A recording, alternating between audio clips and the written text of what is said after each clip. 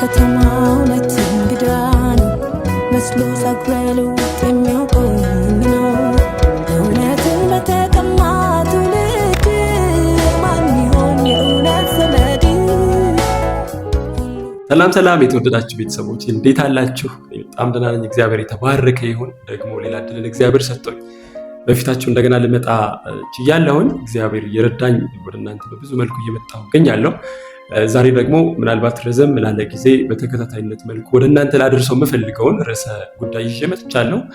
ይኸውም በዋነኛነት የማተኩረው ጌታ ኢየሱስ በምድር ላይ በነበረው የሥጋ ወራት ጊዜ ደቀ መዛሙርቱን ካስተማራቸው ትምህርቶች ውስጥ አብዛኛው ወይም ደግሞ 1/3 በጌታ ኢየሱስ ትምህርት ውስጥ ያለው ሐሳብ የተጠቀሰበት ርዕሰ ጉዳይ ነው። ይኸውም የኢየሱስ ክርስቶስ ምሳሌዎች የሚል ነው ማለት ነው።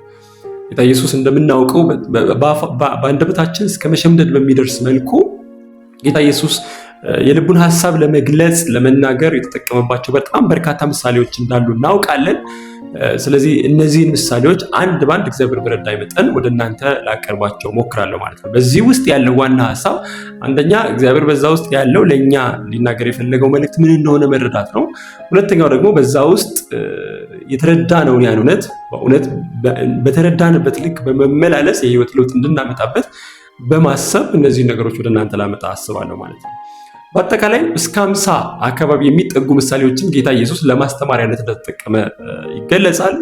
በተለይ እንዳልኳችሁ ቅድም ወደ 1/3 ያክሉ ትምህርቱ በምሳሌ የተገለጸ እንደሆነ በዚህ ውስጥ ይታያል ማለት ነው። ለምንድነው ጌታ ኢየሱስ በምሳሌ ይሄን ሁሉ ነገር መናገር የፈለገው የሚለውን ሐሳብ ስንመለከት በተለይ ማቴዎስ ወንጌል ምዕራፍ 13 ላይ ይህ የዘሪው ምሳሌ የሚጀምርበት ቦታ ላይ ጀምሮ ጌታ ኢየሱስ ኢንተርፕሬት ያደረጋቸውን ምሳሌዎች ጭምር ደቀ መዛሙርቱ ወደሱ በቀረቡ ጊዜ ለምን በምሳሌ ተነግራቸዋለህ ብለው ሲጠይቁት እንመለከታለን። በዛም ቦታ ላይ ለእናንተ መልካም ልብ ላላችሁ ለማወቅ ለወደዳችሁት የእግዚአብሔር መንግስት ምስጢር ማወቅ ተሰጥቷችኋል ብሎ ለብቻ ኢንተርፕሬት ሲያደርግላቸው እንመለከታለን። እንዲሁ ደግሞ በዚህ ምሳሌ ውስጥ ኤግዛክትሊ ጌታ ኢየሱስ ያለው ሐሳብ የእግዚአብሔር መንግስት ጉዳይ እንደሆነ እንመለከታለን ማለት ነው። በሁለት አገላለጽ መንግስት ይገለጻል። አንደኛው የሰማይ መንግስት ወይም መንግስተ ሰማያት ተብሎ የሚገለጸው ነው። ሁለተኛው ደግሞ የእግዚአብሔር መንግስት ተብሎ የሚባለው ነው። ሁለቱም ግን ተመሳሳይ ሐሳብ ያላቸው እንደሆኑ ይነገራል። በተለይ የመንግስተ ሰማያት የሰማይ መንግስት ተብሎ የተገለጸበትን አገላለጽ በተደጋጋሚ የሚጠቀመው ማቴዎስ ነው።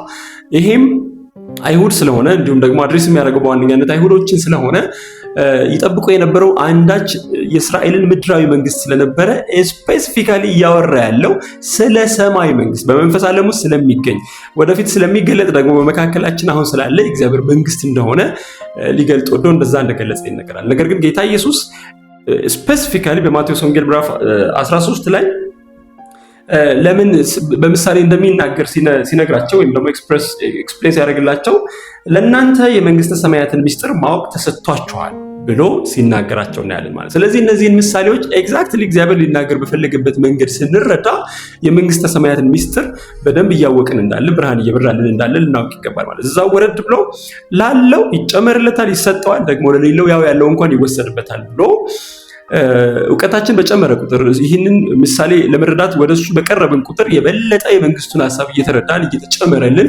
እንደምንመጣ ያሳያል ማለት ነው። ይህንኑ በምሳሌ መናገር የሚለውን ሐሳብ በኢሳይያስ 6 ላይ ኢሳይያስ እግዚአብሔርን በተቀደሰ መቅደሱ ላይ በታላቅ ግርማው ካየው በኋላ ማንን እልካለሁ ብሎ እኔን ላከኝ ካለና ኃጢአት በደል ተሰርዮልሃል ብሎ ኮሚሽን ባደረገው ጊዜ ወደ እስራኤላውያን ሲልከው በምሳሌ እንዲናገር ይነግረው ነበር ማለት ነው። ይሄም ኤግዛክትሊ ጌታ ኢየሱስ ከመጣ በኋላ ምሳሌውን ሊጠቀም በምሳሌ ሊናገር የፈለገበትን ምክንያት በደንብ ፒክቸር የሚያደርግ ሐሳብን በዛ ውስጥ እንመለከታለን ማለት ነው። እሱም ብቻ አይደለም። በመዝሙር 77 ላይ የእግዚአብሔር ቃል መዝሙር 77:2 ላይ በምሳሌ አፌን እከፍታለሁ ዓለም ከተፈጠረ ጀምሮ የተሰወረውን እናገራለሁ ብሎ ሲናገር ዓለም ከተፈጠረ ጀምሮ የተሰወረውን እናገራለሁ በሚለው ሐሳብ ውስጥ ምሳሌ የሚጠቀምበትን ምክንያት አንዳች ምክንያት በሆነ ያክል ደረጃ ለኛ የሚገልጽ ነገር እንዳለው እንመለከታለን ማለት ነው።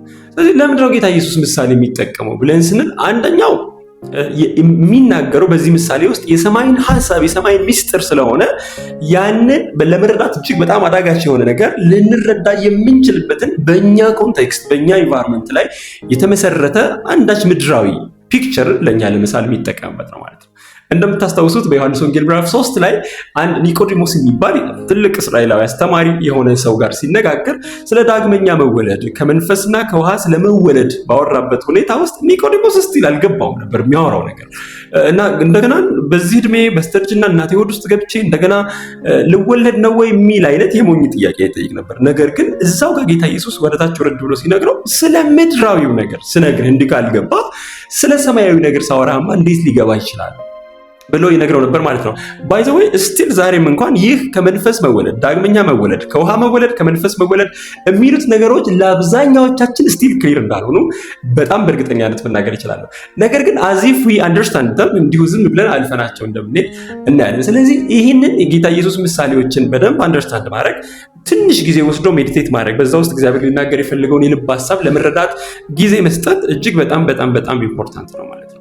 በእኛም ሀገር አገላለጽ ሰምና ወርቅ ብለን የምንላቸው ነገሮች ውስጥ ወርቁን ለማግኘት ትንሽ ማሰብ ይፈልጋል ማለት ነው። ስለዚህ በምሳሌ ውስጥ ያለው እግዚአብሔር ሊናገር የፈለገው የልቡ ሐሳብ ትንሽ ሜዲቴት በማድረግ ትንሽ በማሰላሰል የሚገኝ ነው እንጂ እንዲሁ ዝም ብሎ እንደ ናሬሽን አንብቦ ብቻ በማለፍ የሚመጣ አይደለም ማለት ነው። ለምሳሌ ልንገራቸው፣ አንድ ያገኘሁትን ምሳሌ አባባል ልንገራቸው። ሰዎች ሳያውቁህ ያከብሩሃል፣ ያወቁህ ሲመስላቸው ይንቁሃል፣ በደንብ ያወቁህ ዕለት ይርቁሃል፣ ምክንያቱም ትበዛባቸዋለህ ይላል። ደግሜ ልንገራቸው። ሰዎች ሳያውቁህ ያከብሩሃል፣ ያወቁህ ሲመስላቸው ይንቁሃል፣ በደንብ ያወቁህ ዕለት ይርቁሃል፣ ምክንያቱም ትበዛባቸዋል። አሁን ያልኩትን ነገር ለመረዳት እንደዚህ ብላችሁ የሆነ ነገር እንደማወራላችሁ አይደለም። ትንሽ ቆም ብላችሁ በዛ ውስጥ ያለው ሚስጥር ምን እንደሆነ ለመረዳት ግዴታ ጊዜ መውሰድን ይፈልጋል ማለት። ስለዚህ የጌታ ኢየሱስን ምሳሌዎች ስንነጋገር ማሰብን፣ ማሰላሰልን፣ ትንሽ ቆም ብሎ ሜዲቴት ማድረግን በእጅጉ ይፈልጋል ማለት። ጌታ ኢየሱስ እንደነገረን ሰው በእንጀራ ብቻ አይኖርም ከእግዚአብሔር አፍ በሚወጣ ቃል ጭምር ነው እንጂ ብሎ እንዳለ ልክ እንጀራ ስንበላ እንዲሁ ጎርሰን ዋጥ እንደማናደርገው ነገር ግን እንደምናኝከው ቴስቱን በደንብ ሴንስ እንደምናደርገው ወደ ውስጥ ከወረደ በኋላም የተለያዩ የእንሽርሽሪት ሂደቶችን እንደሚያልፈው እንደዛው የእግዚአብሔር ቃልንም ስንመገበው ዝም ብሎ ከማንበብ ወተን ማኘክን ያን ነገር ሜዲቴት ማድረግን በዛ ውስጥ ያለውን የእግዚአብሔርን ጥልቅ ሐሳብ መረዳትን በእጅጉ ያስፈልጋል ማለት ነው። ቅድም እንደነገርኳቸው አንደኛው ሰማያዊ ሚስጥርን ለማስረዳት የግዴታ እኛን ሊገባን በሚችል ምድራዊ ኤክስፕሬሽን መጠቀም ስላለበት ነው።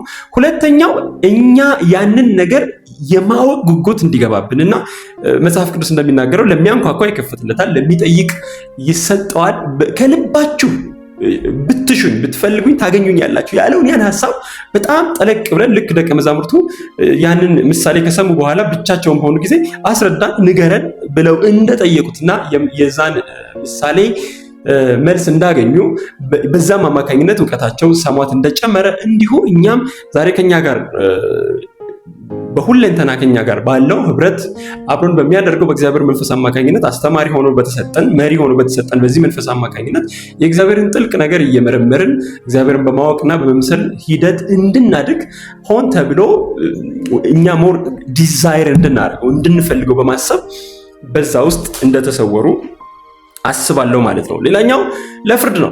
ጌታ ኢየሱስ ይሄ የሰማችሁት ቃል እንጂ እኔ አልፈርድባችሁም ብሎ ይናገር ነበር። ስለዚህ ከሰማን በኋላ ለዛ ነገር ሰብጀክቲቭ ነን ወይም ደግሞ ተጠያቂዎች እንደሆነ እናስባለን ማለት ነው።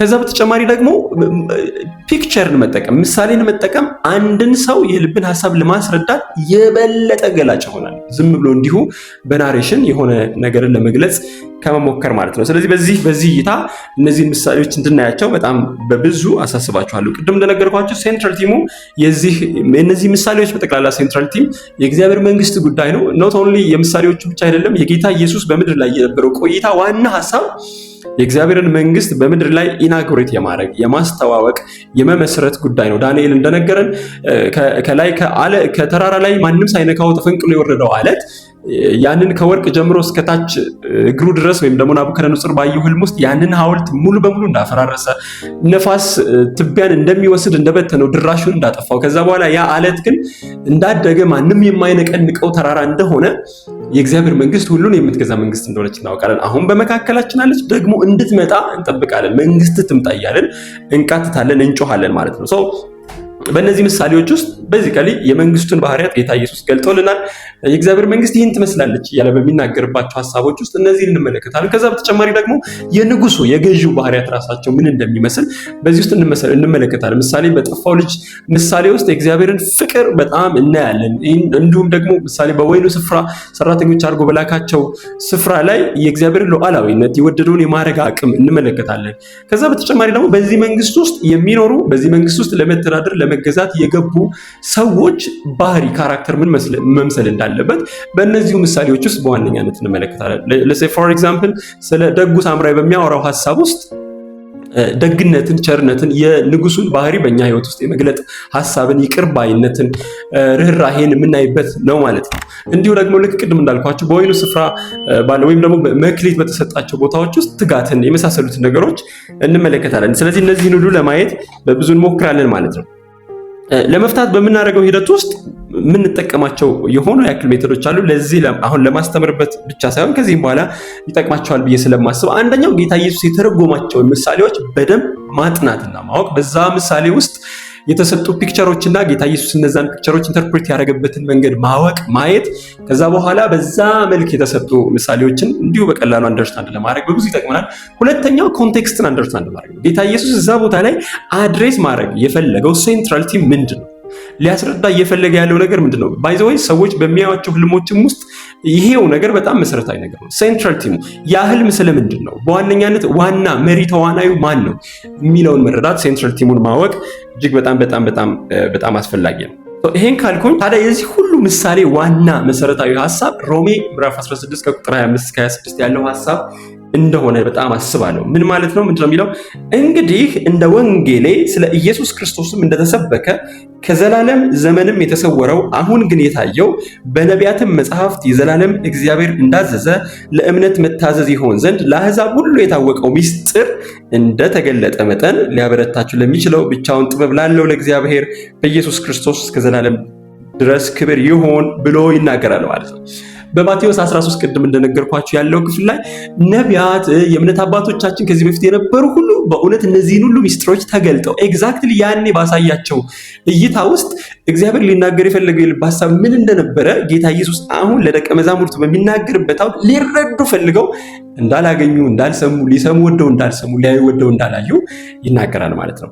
ስለዚህ ልክ ማቴዎስ 13 ላይ እንደሚናገረው አይተው እንዳይመለከቱ ደግሞ ሰምተው በጆሮአቸው ሰምተው እንዳያስተውሉ በልባቸው እንዳያስተውሉ ተመልሰውም በዛ ምሳሌ ውስጥ በዛ ንግግር ውስጥ እግዚአብሔር ሊናገር የፈለገውን ነገር አውቀው አካሄዳቸው እንዳያስተካክሉ እኔም ይቅር እንዳልላቸው የዚህ ሕዝብ ልብ ደንድኗል ብሎ ይናገራል ማለት። ስለዚህ መስማታችን ለህይወት ለውጥ፣ ለምልልስ ለውጥ፣ እግዚአብሔርን ለማወቅና ለመምሰል እንዲሆንልን በእጅጉ አሳስባቸዋለሁ ማለት። ስለዚህ በሚቀጥሉት ክፍሎች በሚኖረኝ ቆይታ ውስጥ እግዚአብሔር በረዳኝ መጠን የምችላቸውን ያክል ምሳሌዎች በተቻለ መጠን ቲፕ አውት ለማድረግ ወደ እናንተ ሞክራለሁ ማለት ነው። ጌታ ኢየሱስ ይባርካችሁ። በውሸት ከተማ እውነት እንግዳ ነው መስሎ ሳጉረለው